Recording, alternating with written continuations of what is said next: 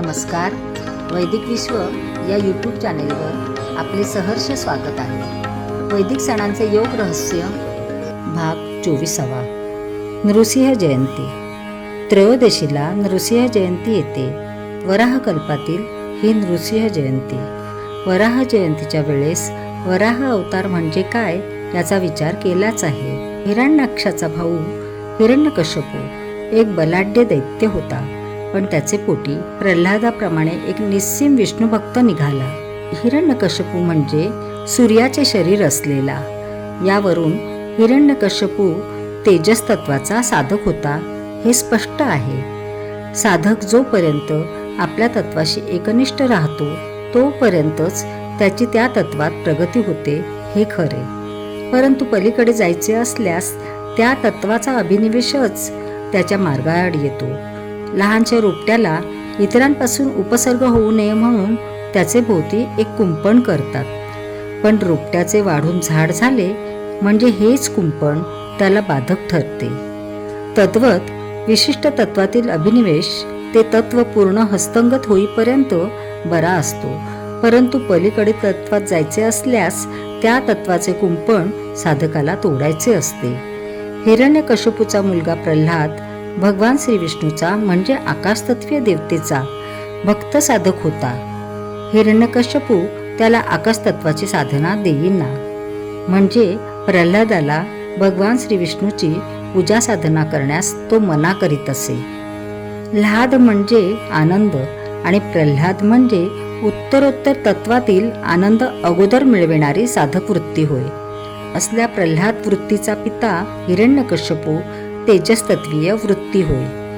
हिरण्यकश्यपू वृत्ती तेजस्तत्वाची अभिनिवेशी असल्याने पुत्र प्रल्हादास ती पुढील आकाशतत्वातील देवतारूप श्री विष्णूची उपासना करू देईना.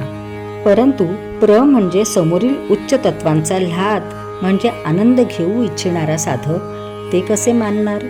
कथेचा आशय असा आहे. प्रल्हादाचा छळ झाला. त्याला तेलात टाकले म्हणजे त्याच्या अंगाचा प्रखर दाह झाला. परंतु प्रल्हादरूपी साधकाने आपली आकाशतत्वीय साधना सोडली नाही. तेजस्तत्वातून वर जाताना प्रत्येक साधकाच्या अंगाचा असाच तप्त तेलात टाकल्याप्रमाणे दाह होतो. साधकाला तो सहन करावा लागतो. तेव्हा कुठे त्याची बुद्धी स्थिर होऊन त्याला जळी स्थळी काष्टी पाषाणी देव दिसू लागतो. हिरण्यकश्यपूने विचारल्यास त्याला स्तंभात सुद्धा भगवंत दाखविता येतो. परंतु तेजस तत्वाभिनिवेशी हिरण्यकश्यपू साधक आपल्या तत्वरूपी घराच्या मर्यादा सोडायला तयार नसतो. भगवंताला सर्वांचीच प्रगती करायची असते. ते हिरण्यकश्यपूला आपल्या मांडीवर घेऊन त्याच्याच तत्वघराच्या उंबरठ्यावर त्याच्या पोटातील काळकूट रूपी अज्ञान काढण्याकरिता त्याच्या पोटातील आतडी बाहेर काढतो. परंतु प्रल्हादाला त्याबद्दल वैषम्य वाटत नाही. उलट तो अधिक धन्य होतो आणि वैकुंठाला जातो. याच प्रल्हादाचा नातू म्हणजे भक्त बळीराजा होय. असुर वंशातील भक्त प्रभावळ साधकाला तत्वसीमोल्लंघनाचे वेळी पदोपदी सहाय्य करते. काही संशोधक युरोपमधील कास्पियन समुद्राचा सभोवताल या हिरण्यकश्यपूचे राज्य होते असे सांगतात. शक्यही असेल, कारण एकेकाळी महाभारत आणि रामायणाच्या कथेनुरूप आर्य जगतातील देशनामे व्यक्तिनामे आणि समुद्रनामे पडली होती याचे भरपूर दाखले देता येतील.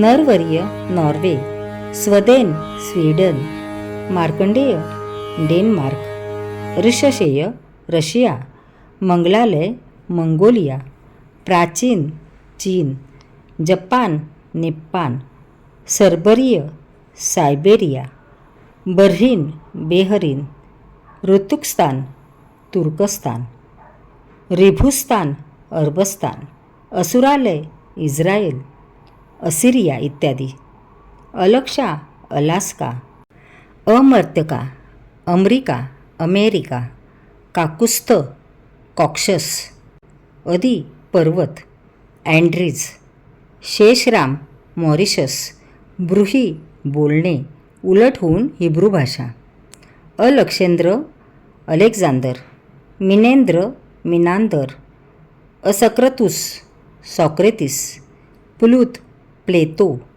अगुप्त इजिप्त, त्रजन ट्रोजन, असुरालय अस्त्रालय ऑस्ट्रेलिया, अग्निदल अंग्लिद आंग्लद इंग्लंड, आंग्ल लोक अग्निपूजक होते हे आता सिद्ध झाले आहे.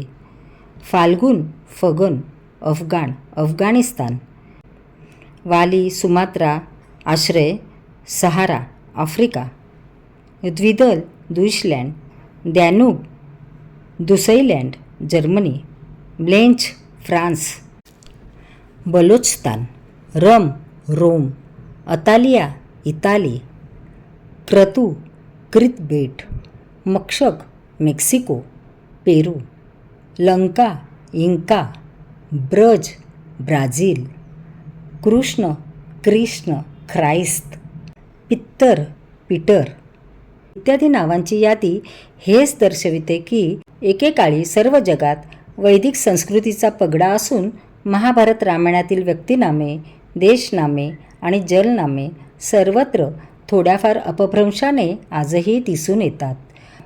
प्राचीन काळी तर ती अधिक संस्कृत सदृश्य असावीत. हा विषय स्वतंत्र असल्याने त्यावर येथे अधिक लिहिता येत नाही. केवळ कामापुरता निर्देश केला आहे. यावर योग्य संशोधन करण्याचे काम संशोधकाचे आहे.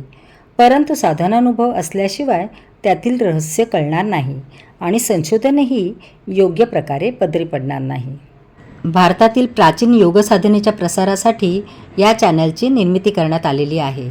माहिती आवडल्यास चॅनल सबस्क्राईब करा, इतरांना शेअर करा. पुन्हा भेटूया पुढील भागात. धन्यवाद.